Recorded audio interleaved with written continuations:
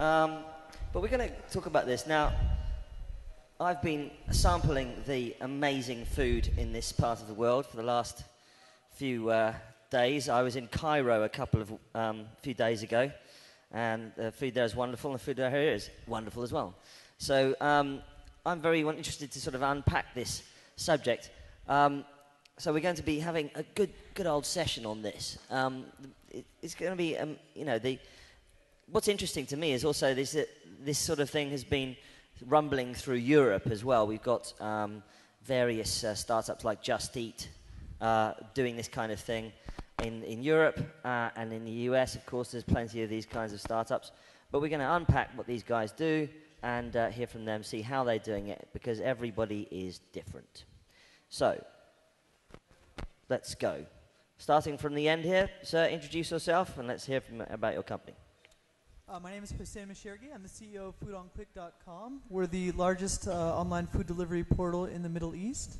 We're owned by yemeksepeti.com, which in terms of number of orders is actually the largest online food delivery service in the world. Fantastic. Next. I'm Said Gouda. Yeah, that's working, yeah. I'm Said Gouda. I'm the Director of International Markets for Delivery Hero. Delivery Hero is actually the biggest or the largest food network in the world. Maybe we can have a debate about that. We are a little bit over 2 years old. We have 33,000 restaurants in our network. We are currently in 12 markets, maybe some new markets to come. And we have a total financing of around $100 million. And I'm driving the international operations for Delivery Hero. Great to be with the biggest and largest food website in the Middle East and the world. Okay, my name is Walid Sadani. I am the commercial manager of Otlb.com. Actually, I was born in Otlb.com, and I have 7 years old. Otlb is the oldest and the biggest in Egypt. We started the Otlb journey in 1999, and now we are operating in 24 cities in 5 countries in the region. So what my aim really in this panel is to get you guys to all fight each other, right? Because they're all more or less in the same space. Why are you better than him? Huh? Hussein or Said? Yeah. It's a very big difference.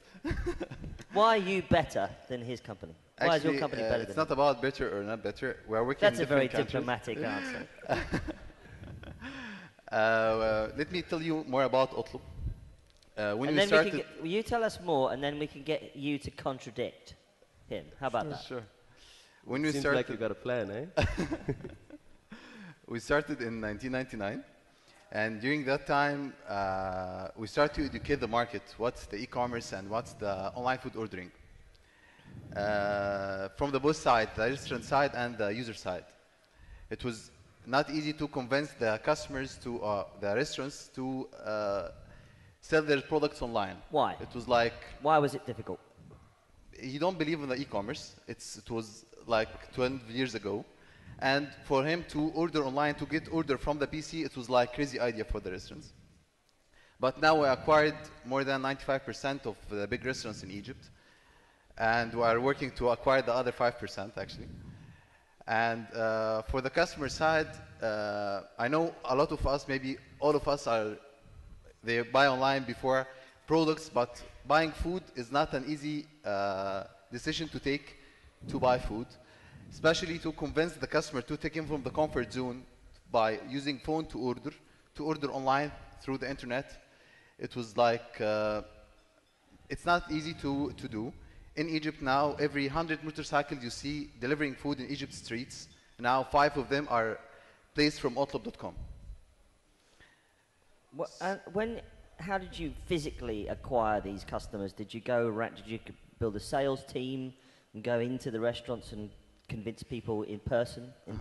When we start, we go physically to the restaurants to visit them to acquire the restaurants. But now in Egypt they are coming to us because we are another revenue stream for the restaurants.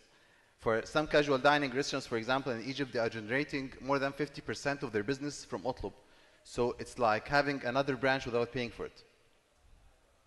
So Sayed, why is your company better than Otlab? Well, we actually are in totally different markets, so I wouldn't say anyone is better than the other, because I think in each of the market's phases, I think like all the people on this panel are the best in what they do in their markets. So I think we're just different. We're not better than each other. Yeah, but in terms of just commenting on what Walid was saying, maybe in Egypt it was. I'm actually Egyptian, so I can relate to the product. I was using Otlab as well when I was in college ordering pizzas. So in Egypt it's hard to do this, to get people to do something online, while in Europe Delivery Hero mostly operates in Europe. You can see a big trend of a channel switch, right? So you have for example 10 years ago, if you wanted to buy an airline ticket, you went to the travel agency and you bought this ticket.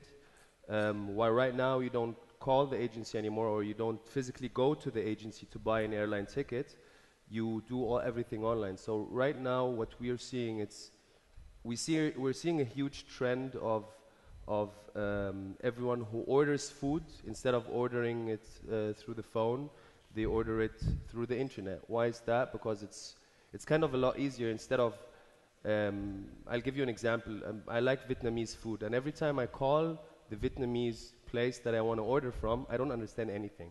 You want to have one rye, one what? So the thing is, you don't really understand what they're saying. So and you don't exactly know what the quality is. So what we are trying to do to facilitate we think about it more from a customer perspective. So what we're trying to do is to facilitate a better experience for the customer, that he could order his food in less than 5 minutes, and also consolidate all the menus and all the restaurants in one place for him, so he has a variety of choice, as well as make sure that it's a quality food by providing him with reviews of other customers on those restaurants. So we're just trying to go for a better customer experience. Great. And by the way, if you want to ask a question, you could do it via that Twitter wall. If you do @MikeButcher, maybe I'll be able to read it. I'll be able to single it out for you. Hussein, I mean, you're essentially, these guys you're all clones, aren't you? Are you all clones, or is there something more different to that? To this, you know, what's different about these businesses here compared to the ones that we've seen arise in the US and Europe? Yeah, sure. So I was actually born and raised in the US, in California. I believe there are a couple of big players on the East Coast, but in California I actually haven't seen any online food delivery portals. I think the reason for that is very clear. Weather is beautiful in that part of the world. You know, I used to walk a mile each way to meet my friends for lunch. Whereas in the Middle East, there's a very big delivery culture, right? Again, in America, you won't find McDonald's and Burger King delivering food. In the UAE, just about any restaurant you go to will deliver to the neighborhood it's in and the surrounding, 3 or 4 neighborhoods. So I wouldn't call us clones. Yemek Sepeti was started in 2000, and they had experimented with 2 markets. The first was Russia, and the second was Middle East. So Food on Click started in June 2010. So for the first 2 years, before we raised our $44 million from General Atlantic, we had been, just kind of seeing how the 2 markets went. And what we saw was that in the Middle East, the people were very eager to try ordering food online. We've seen ourselves grow 300% year over year, and we're continuing to grow. We've actually had to deal with a lot of issues that I think are very particular to the Middle East, right? Like, one is that there isn't a very good address system. And luckily for our type of business, it's a very hyper-local business. So when you compare to other types of e-commerce businesses, the people that are delivering the food are already in the neighborhood or near the neighborhood and already understand where to go. But we've done some things on our websites to make it much easier for restaurants to find the customer. We always make sure to include a surrounding landmark and the customer's phone number. We're currently working on a new map widget, which will allow restaurants to actually see, all the buildings they may be familiar with, and a little flag that shows the restaurant or the customer's location itself.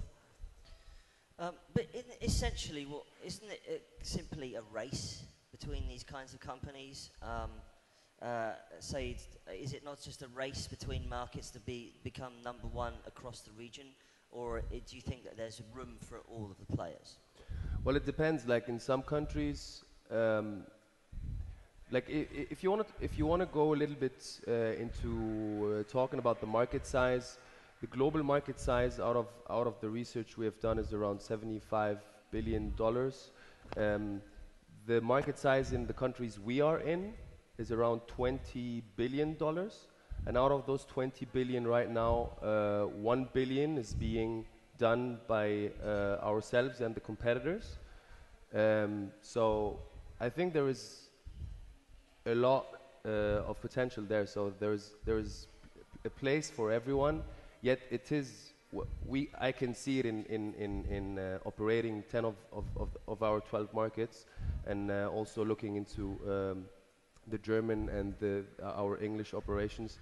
There is an extremely fierce competition because it's just it's also a game of market share, right? So everyone is trying to grab as much market share as possible because the channel switch is happening right now. So those from now until the next 5 years, there's going to be a lot of market share being added up, and a lot of kind of everyone is trying to outline his territory. So this is why the competition, I think, is very fierce, and you can see it across all the metrics. Walid, is there a possibility that you guys could get an edge in terms of, say, technology? I mean, building your own platform, your own reservations platform, your own delivery platform. Is there a possibility to get an edge, right, in technology platforms, or is it simply about execution of the business? Definitely, yes, it affects the business, but what differentiates the player for another is localization, actually. How to localize your business, how to adapt the local market of this business. Give us an example of localization. We are working in Egypt for 12 years, but when we moved to replicate the same experience in Saudi Arabia, the praying time, in Saudi Arabia praying time, they close the shops. So if your system is not enabled to adapt for this thing, you lose a lot of orders, and your user experience, it will affect for this. Another thing, they are not using the addresses in Saudi Arabia. The culture of Saudi, they are not using addresses. So if you need to order from McDonald's, for example, you have to give the driver the direction of your address. They don't have the numbers, they don't need the number of the addresses. So if I need to order from any restaurant, I have to give him the direction, like after the second signal, turn right, before the end of the street, you'll find my white car in front of my door. So if you moved your car, then the driver will get lost. So it's you have to have... That makes things a little bit complicated. Yeah. There's no address. But you have to adopt this service in the local market, and how to realize that there is an issue here, and how to adapt yourself for this. This all affect the business and differentiate yourself. Said, interesting question there on the Twitter poll there. I mean, do people pay on delivery? What are some of the payment methods that people use? The people are using, we have a lot of options to pay with. The options most of our portals have are cash payment, online payment, like credit cards. You can also, in Germany you have Sofortüberweisung, which is a direct transfer, bank transfer. And in some of the developing markets, we're looking at some different payment methods that also tie into mobile and some similar things to kind of make it easier. But maybe I would like to add as well on the point that Walid was saying and that you were mentioning, Mike, which is the edge and the technology. Actually, one of our pillars in this company is to have a phenomenal or a really nice product and a nice tech platform. And we're not only talking about having a web presence. We're just looking at it from an abstract perspective, looking at we would like to have a seamless experience, right? Whether it is on the web, whether it's on the mobile, or whether it's on the iPad. So, for example, an interesting insight that we have seen is that during lunch, for example, people use more web because they most probably sit in the office and then order a pizza. But during dinner, which we are calling the couch time, people are more sitting in front of the TV. They're just too lazy they want to have a good treat after a long day of work. So they kind of do the ordering mainly through the mobile or through the iPad. So that's just an example. So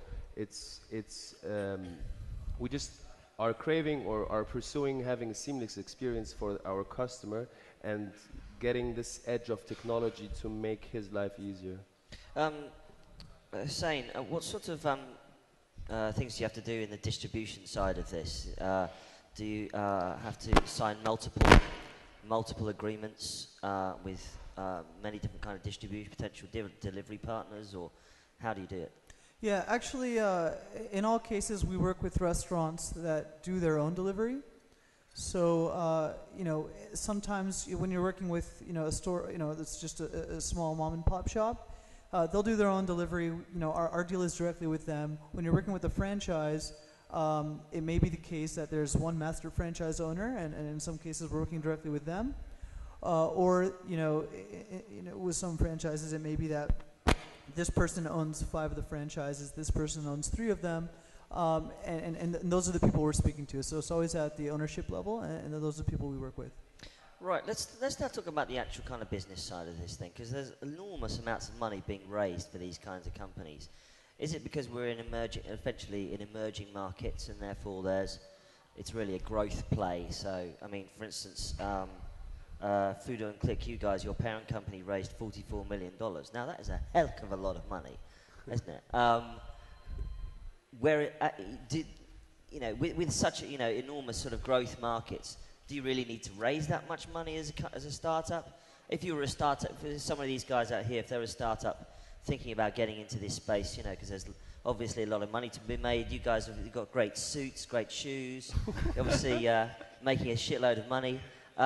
So that's where the money goes, right? Yeah. Let's all do food delivery stuff. Let's all do it. Actually, right? It's not about money. It's about how to play in the market. It's about right. Yeah. I mean, so where does the 44 million go? Is your question, right? Yeah. Well, for the first 2.5 years of Food on Click, we were actually working with a lot less. So we just raised the money about 3 months ago, and so you can actually start off a company like this very modestly. With the $44 million, our plan is twofold. So, and this kind of ties in with your earlier questions, right? There are 2 parties we have to please. There are the customers, the people ordering food, and there are the restaurants. One area where a lot of our money is going is to promote our website, to acquire new customers, to introduce them to the concept of ordering food online. So this is still a very nascent business model in this part of the world. And we're educating people that there is, the easier option of ordering food online instead of the internet. So we're investing in marketing on Google, Facebook. We're now exploring mobile marketing, where we've been doing some offline on metros, radios. So there are a lot of areas where we're spending money to get the concept of online food delivery out there in this part of the world. We're actually hiring right now, so our team is definitely growing. We're about 30 people right now. We expect to be 100 people within the next year. And lastly, we're expanding geographically. We started off in the UAE in 3 cities. We launched in Oman about a month ago, and in Qatar about a week ago. And we're continuing to grow our existing businesses and explore new parts of the Arab world. I mean, is it? There's a good question up there about barrier to entry. Is it super easy to enter this market now? I mean, apart from anything else, you could put an app out there and just promote it to. You could put a mobile app out there and promote it to restaurants. They could download the app, bang. It's really, it could almost be an application game, couldn't it? Is it as simple as that? I mean, what's the barrier to entry? No, because it's easy to say that replicating the same experience or opening the in a new market, but when it comes to the details and how to adapt on this market, how to know the user experience and the user behavior, even if they are in the same region, in the Middle East, but the users in Saudi Arabia is totally different, in Kuwait is totally different in Qatar. But I think the user experience is different, and to adapt on these markets, it takes time, and you have to learn very well the secret sauce of the local culture of this market. So, Hussein's company's raised a lot of money. How much have you raised? Actually, it's not about money. As I told you. But answer the question though. Answer the question. How much maybe money I'm the lowest number from these guys who are investing, but it's about how to play on this market, and maybe I spending. You're not going to tell us? Sorry? You're not going to tell us? I'll tell you about what we did. Yeah. And I think the mic is not working, alhamdulillah. It's about in Saudi Arabia. I'll tell you our experience there. When we started in Saudi Arabia, we entered the market. So let me just be clear here. You're not going to answer the question. Actually, the numbers that I told you, we are not investing a lot for the time being, but we know how to play in these markets. I'll give you the example again of Saudi Arabia. So you're not raising any money at all. Is that right? Definitely no. We are are not raising any money. No, we are raising. Okay, definitely we're raising money. Raising money. Definitely yes. How much? But let me talk about the experience. No. And let's answer the question. Why don't we answer the question? Is there a problem with the question? No, there's no problem. But I need to clarify something before talking about the S dollars. So you want to clarify something, then you'll answer the question? Yes. Let me tell you Fantastic. first. Go. Let's go. Let's hear it. We entered Saudi Arabia 6 months ago, and during that time, there's 2 or 3 players in the same market. And what happened there? In the less than 4 months, we were now number 1 in terms of number of orders and number of restaurants. So it's not about how much you are spending on the market. It's how to play on this market and how to be number 1 on the market they're working in. Marvelous. So how much money are you raising? Again, it's depends. Let's split it into 2. First of all, are you raising money? Definitely yes. Yes. Secondly, how much are you raising? It's different between the Saudi and Egypt, but I'll stop torturing you now. How about you, sir? Let's talk about money with you. How much have you raised, or are you raising? We have raised around $100 million, yeah, $100 million, and we are right now we're not raising, but we might have another round, but it's not now, like maybe by end of the year. What is it about this market that seems to attract so much cash? Is it about having to invest in people on the boots on the ground? It is actually, I would say it is a capital intensive market. Right. Okay. Or business model. Yet it is pretty paying off. Like the most money we have invested in Delivery Hero was a big chunk of it was in the commercial part of the business, as well as in the technology, because our vision is better food to the people. So we can also internally in the company we promote, or we see ourselves as the Google for food, kind of. We're not there yet, but we're pursuing this as a vision, that we are the Google of food, yeah, on a global scale. So that's why we are also investing a lot in the innovation, like in a lot of the search algorithm on the website. Like for example, if you go on the website, it's you just put your address and then you get a listing of your restaurants, right? So what we're thinking about now, how to rank those restaurants. You can have different rankings. You can have a rank by quality, a rank by price, a rank by cuisine. Maybe you want to eat only Asian, so you can filter the Asian out. So what I'm trying to get to here is a lot of the money goes also into the innovation as well as into process optimization. So what we do is we have a pretty clear plan and pretty clear methodology about building the business and as well as scaling the business. So we work a lot on our processes. So with those processes, we can scale faster. Like you can see, for example, in the German market, you have players that have been there for 10 years. And in a little bit over 2 years, we are one of the top 3 players, and actually top 2 players in the market. So yeah, so those are the 3 things: commercial, technology, and process optimization and scalability. Right. How are we getting on with time? Let's wrap in 5, and then we'll start the next one early. Let's do it. We'll wrap it in 5.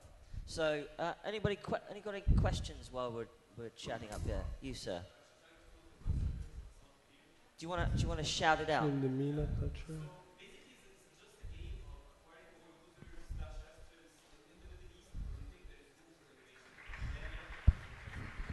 Is it about acquiring users, or is there room for innovation in this space? Sure, so I can take that one. You know, one reason I joined Food on Click was because it's fully owned by yemeksepeti.com. They've been in the market for nearly 13 years now. And so if you ever take a look at their website, you can see that they've done a lot to make it as user-friendly as possible. To use the Google analogy again, you know, there are a lot of search engines out there. It's not a subscription model. At any point in time, people can choose another search engine. But everyone continues to Google because it works very well for them. By the same token, at foodonclick.com, we're always trying to make sure that customers can place an order in as few clicks as possible, find the restaurants that are relevant to them, and our website is constantly changing. We're adding new features all the time, and that has taken us 12 years, and we still don't have it perfect.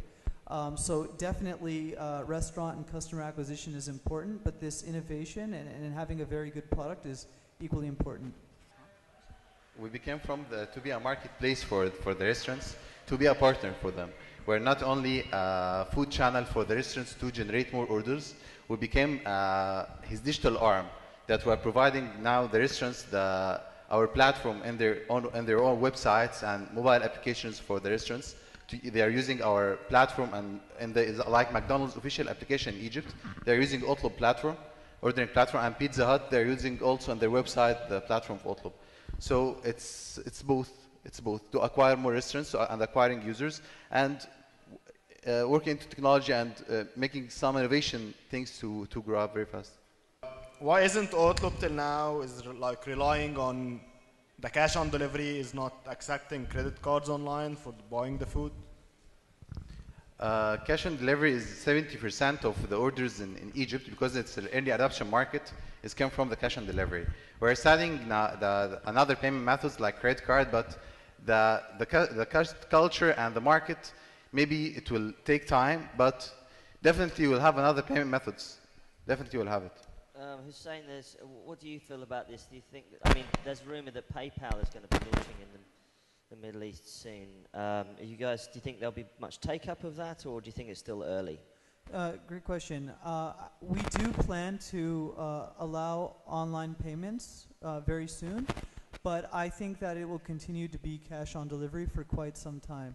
Cash on delivery is great for the customers because they don't have to pay until they receive the orders. And as you saw from the statistics in the earlier presentation, people are still very new to paying money before receiving their products online. And so on the restaurant side, of course, if we were to collect the money through our website, it would take there would be a time lapse before we would then distribute that to the restaurants. With cash on delivery, both the customer doesn't have to pay until receiving the food, and the restaurants receive their money as soon as they make the delivery. But this could be also a double-edged, because some people, like sometimes I'm at home and I don't have money with me anyway, and I don't want to run to the bank to get money, so I just want to pay with my credit card and get my food. So it depends on which kind of situation you are. So I think the best thing is just to have like a lot of options. Like you could have the cash on delivery, you maybe have a mobile kind of solution to it, or you can also have the credit card. If you have all the varieties, and you're kind of yeah. I mean, if the question is, do you want to be able to provide this for the users? Certainly, and as I said, we're definitely planning to launch this very soon. But I think if you look over the next year or so, it won't be that big, at least on our website, as a percentage of total orders. What's the possibilities for mobile here in this space? Pretty big, surely, right? I could comment on this one. We see a tremendous potential for mobile, especially on iPads, right? On both sides. Perfect. We just see, without mentioning numbers, we see very strongly growing trends and shift from web to mobile. And I think going forward, this is also a very kind of strategic initiative that would drive the whole industry as well. How much does the top 10 best-selling restaurant on Utlub contribute to the overall sales of Utlub? Like if we get the top 10 restaurants like McDonald's, Pizza Hut and all these stuff, how much do they contribute in the overall sales of Utlub?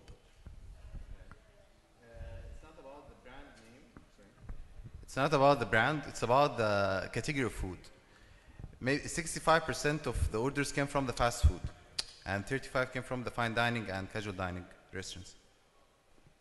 So the fast food is playing a very big, taking a very big part of the orders that came from the online ordering, and I think it's the same percentage of the market, of the food delivery.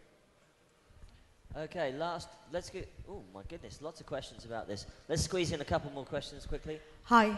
Noor al-Masri, Sayyidati. How many females versus males do order online? And do you share, this is a question for everyone, do you share information about the most popular, let's say, cuisines or type of food that people order per country? So who's doing the ordering, the guys or the girls? And go ahead. Sure. On foodonclick.com, it's even. It's about 50-50. 50-50. Yeah. Equality at last. Yes. Equality in food. And what are the top? What is everyone all eating? What are the top dishes? Well, headline: men eat just as much as women, or vice versa. Actually, in the UAE, Indian cuisine is very popular, as is Arab cuisine, and fast food. Those are our top three. Next question. There was one last question. Yeah. Somebody had another question? Yeah, I got Go the for mic. it. Hi, I'm Andrew from yadig.com. We're a reviewing site in the Middle East, and I was wondering, hi Hussein, I was wondering what you guys think of incorporating reviews. Do you do it? Do your customers use it? Does it convert more for you? Do you not care about it, or what? User reviews. User reviews, In case of Delivery Hero, actually, we are putting a lot of focus on user reviews, because we would like user reviews, especially in Germany and in the UK, also in most of our markets in Europe, are if a restaurant has more than our reviews are out of 5 stars, right? So if a restaurant has more than 4 stars, then the restaurant kind of has some kind of a quality that other customers trust in and order more.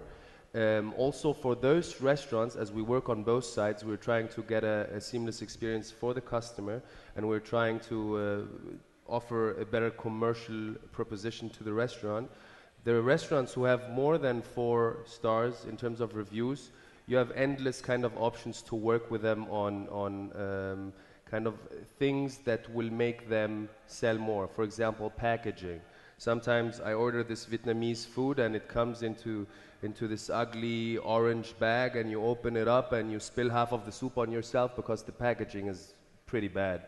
So it's also serving the restaurants from this side is a pretty, I would say it's an endless opportunity, because you can just be a full service agency at a point in time for the restaurant that currently is globally underutilized.